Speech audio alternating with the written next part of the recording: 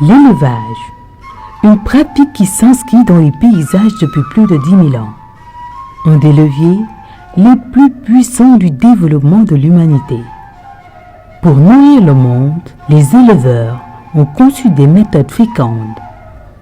Ils ont apprivoisé leur environnement pour rendre rentables les animaux domestiques, les navarins et autres, l'élevage jusqu'à l'opulence.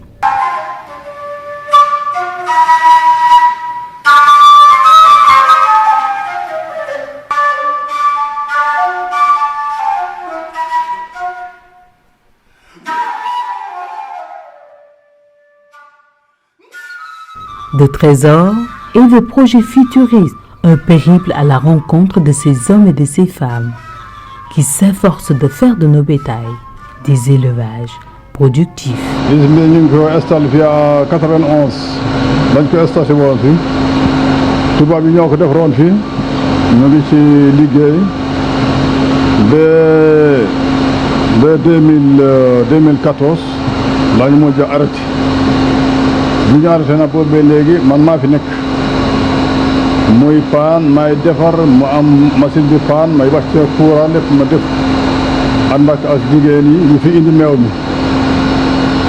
jigéen yi ñooy indi meew mi man maay jënd meew mi di jaay di leen fay. jàppale paa bi si liggéeyu meew mi wala ay doomam yi ñoo nekk fii mais benn jafe-jafe rek lañ bëgg pour nit ñi xam ko ñu mën ñu see jàppale si noor bi ndax ñun benn solaire amuñu solaire te courant bi dafay cher te bu demee ba noor meew mi day wàññeeku day wàcc facture bi day cher te benn kii bi ñu paraf si indil mën na jël solaire léegi bu ñu amoon ku ñu jàppale ci solaire pour ñu mën ko nooree meew mi bu wàññeekoo ñu mën koo utiliser solaire pour facture bi daal moom loolu moom buñ ko amoon mën na baax si ñun baax. waaw liggéey bi ni ñu ko defee fii ay jafe-jafe la donc soo ko xoolee ñun ñooy encadré jigéen ñi wàllu meew bi ni mu ñëwee mais foofu amuñu ay activité amuñu ay doole maanaam ni ñu war a mën a jàppale jigéen ñi bi ñu mën a war a indi seen meew parce que koolal ñi indi fi seen meew yëpp maanaam 700 litres yi nga gis fii wala 1000 litres yi nga gis fii yëpp mu ngi jógee ci àll bi nekk ko ci biir dëkk bi donc ay 5 kilomètres ay 8 ay 10 donc dañuy takk seen saret pour indi meew boobu te pour indi meew boobu jafe-jafe ci jigéen yi la amuñu ay jumtuwaay maanaam ay matériels yi nga xam ne moo leen war a indi ba fii nga kee foofu ay 8 heures avant nga ñëw fii ay 11 heures 10 heures yenn saa yi sax meew bi day tuuru. bi Nestlé nekkee fi te amoon na ay jumtukaay yi nga xam ne matériels yi nga xam ne moo doon jëli meew mi ci secteurs yi meew mi da doon ëpp fii ba da doon fees dell ñun ku ñu jàppale dañu dem parce que usine bi soo ko xoolee ci département Linguère bari woon nañ fi demoon nañ fi ba nekk 10 nangam maanaam fukk ak nangam bu teg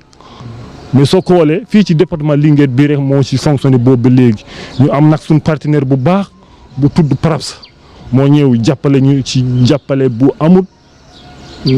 maanaam kenn mënu ko wax nu mu baaxee.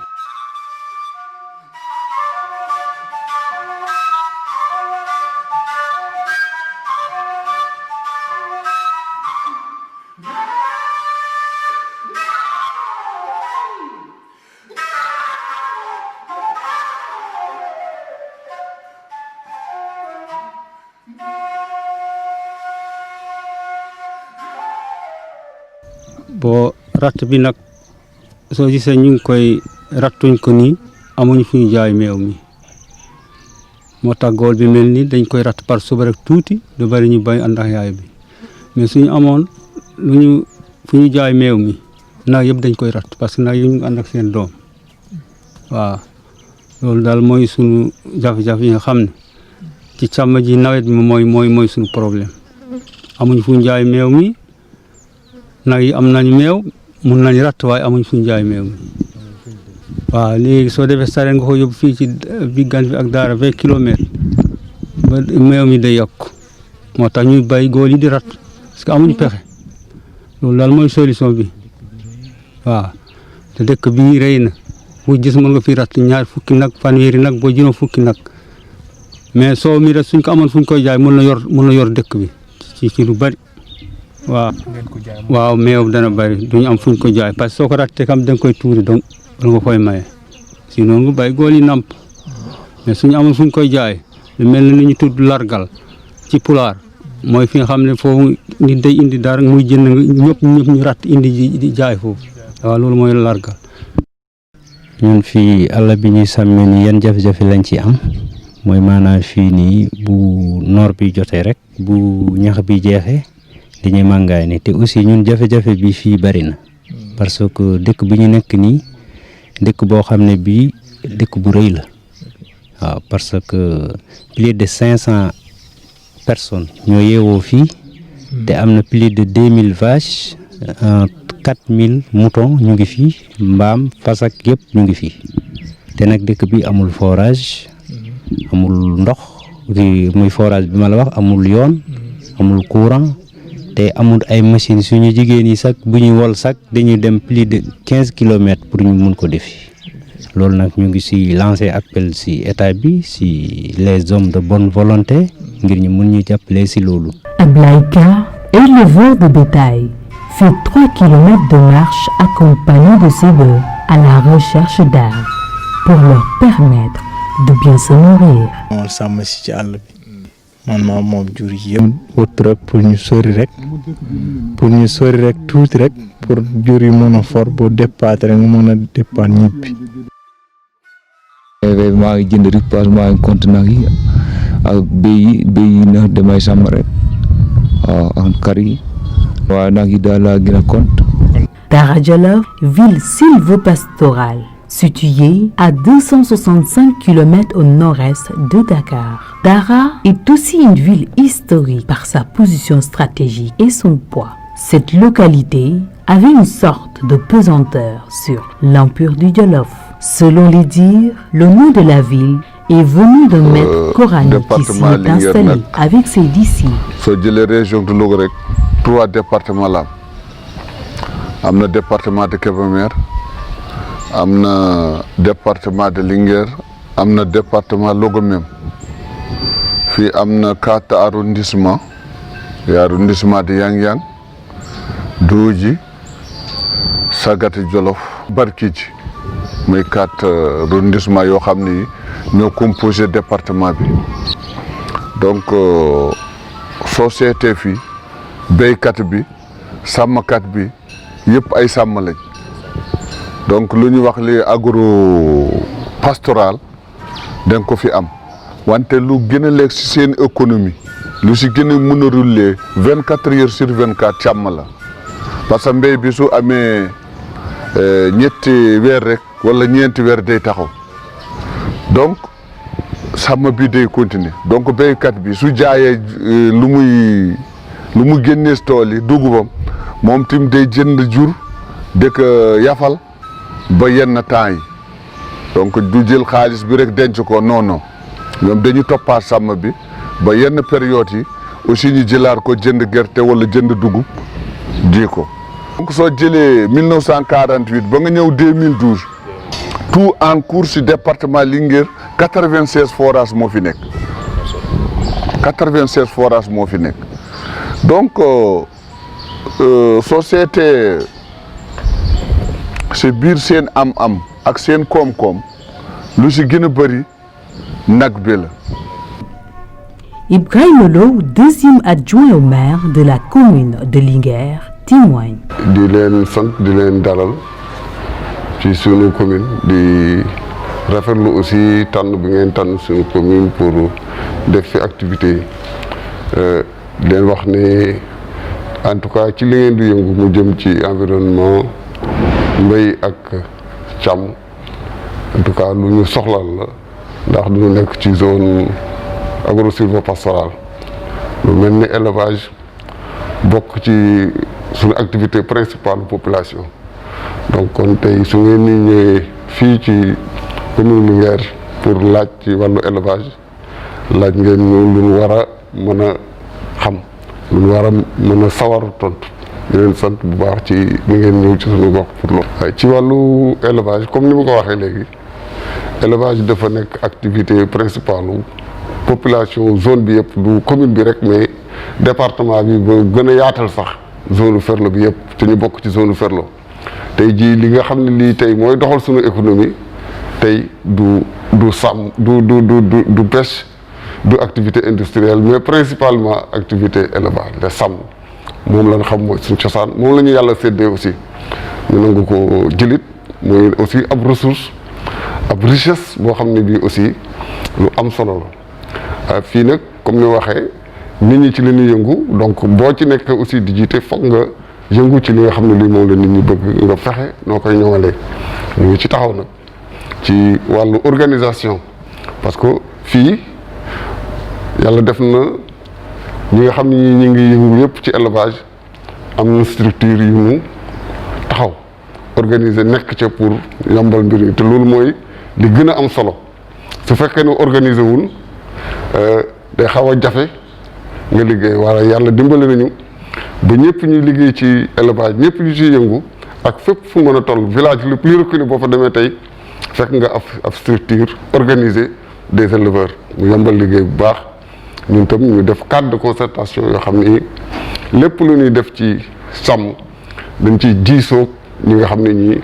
ñoo yore kuréel yooyu muy lu am solo lu yombal liggéey bi. La ville de Daara Djolof,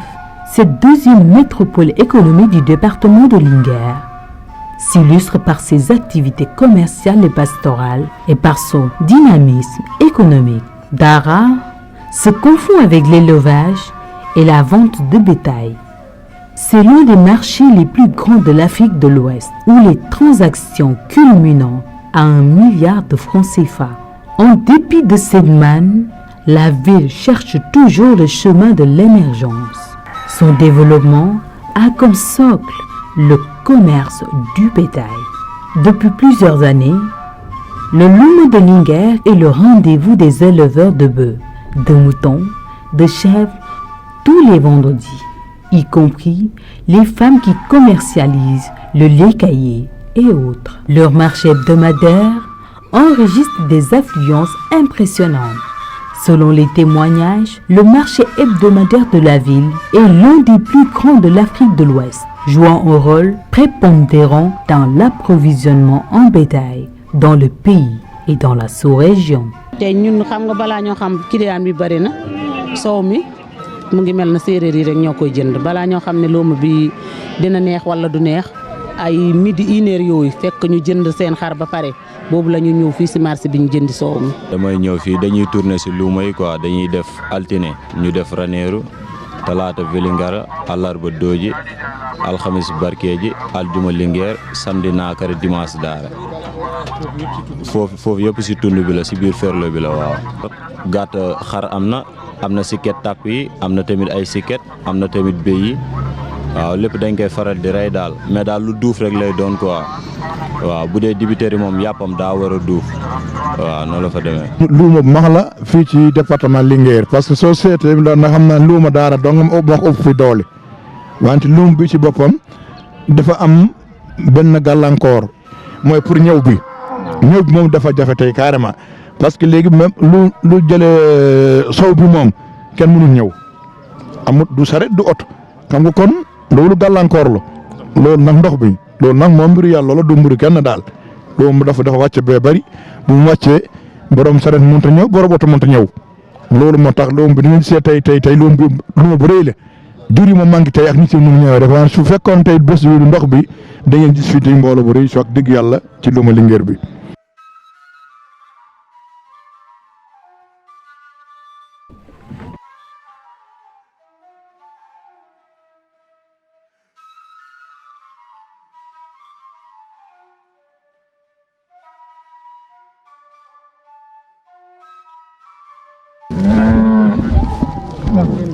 Les Peuls appelés Fulani,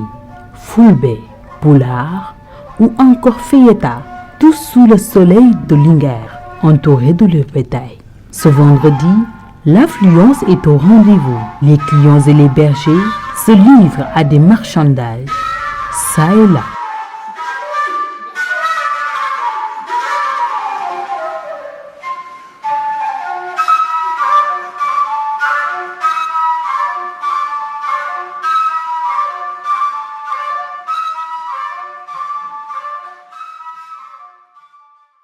D'autres se prélassent dans les huttes de fortune. Le site ressemble fort à une étable. Les petits ruminants côtoient les vaches et les bœufs.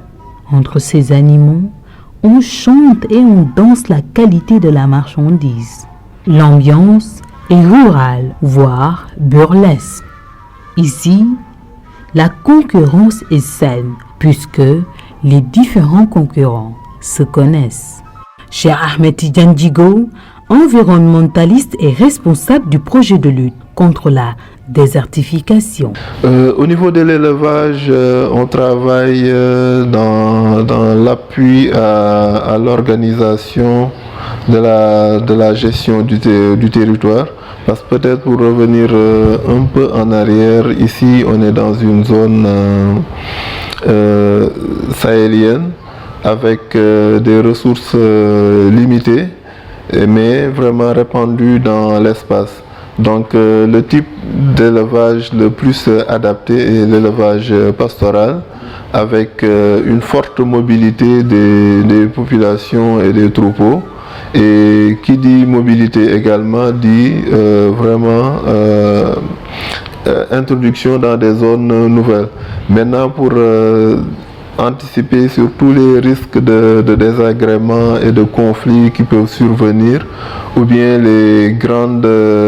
regroupements qui provoquent des surconsommations, surexploitation des ressources et la dégradation. On anticipe tout cela en mettant en place des organisations qu'on appelle unités pastorales. C'est des organisations qui regroupent entre 5 et 10,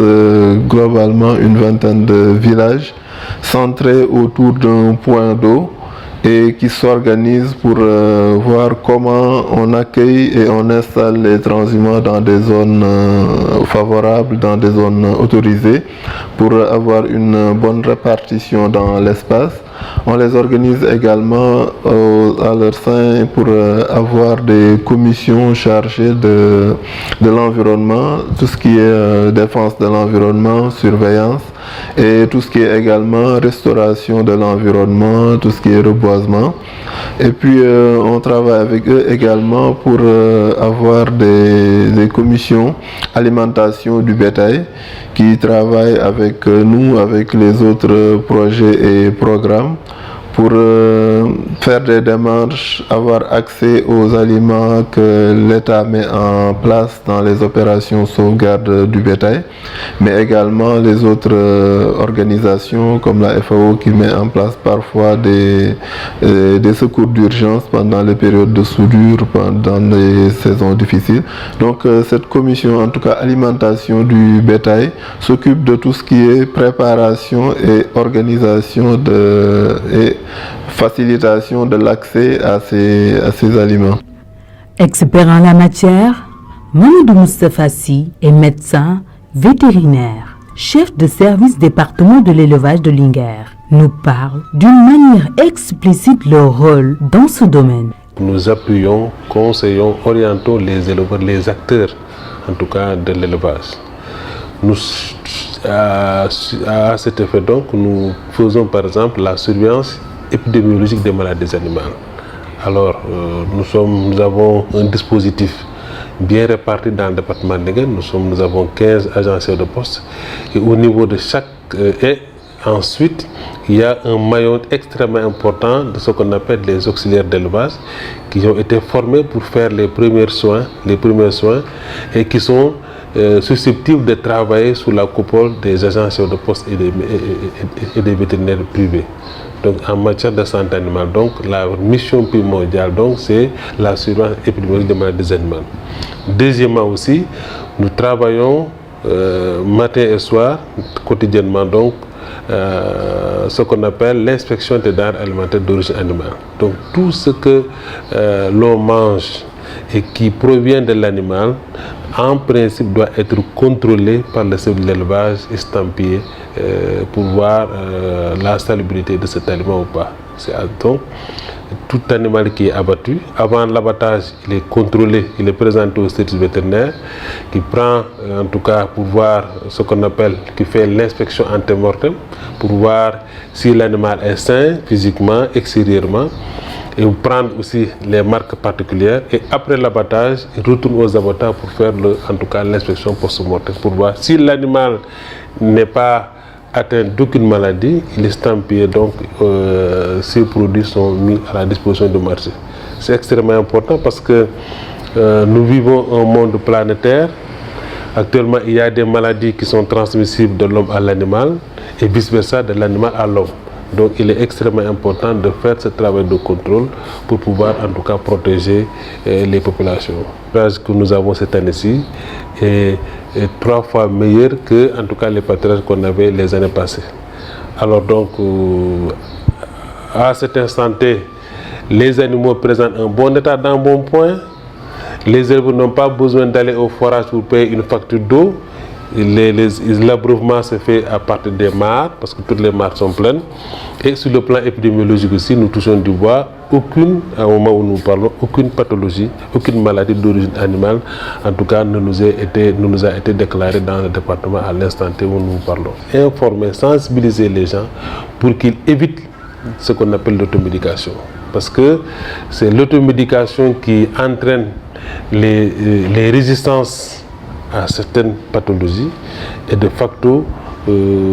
c'est pas bien. En tout cas, s'ils sont malades ou bien s'ils ont des animaux qui sont malades, ils n'ont qu'à se rendre auprès d'un vétérinaire, une personne qualifiée, ou bien auprès d'une pharmacie vétérinaire pour qu'ils puissent acheter des produits, en tout cas qui s'y est. En tout cas, le ministère de la tutelle est courant de ça et au fait de ces situations. C'est la raison pour laquelle des missions régulières sont organisées au niveau national à l'échelle du territoire. Et ces agents du ministère de la direction des services vétérinaires sont accompagnés des agents des forces de défense et de sécurité et qui viennent au niveau des marchés hebdomadaires et qui font donc des saisies à cet effet. Nous le faisons périodiquement, mais le ministère aussi nous appuie à travers ces missions qui sont organisées à l'échelle nationale. Merci à Djibril Diop d'avoir pensé à venir au fin fond du Ferlo, au fin fond du Sénégal, en tout cas pour recueillir les informations des acteurs et directement afin qu'ils puissent expliquer davantage, en tout cas, les défis et les perspectives.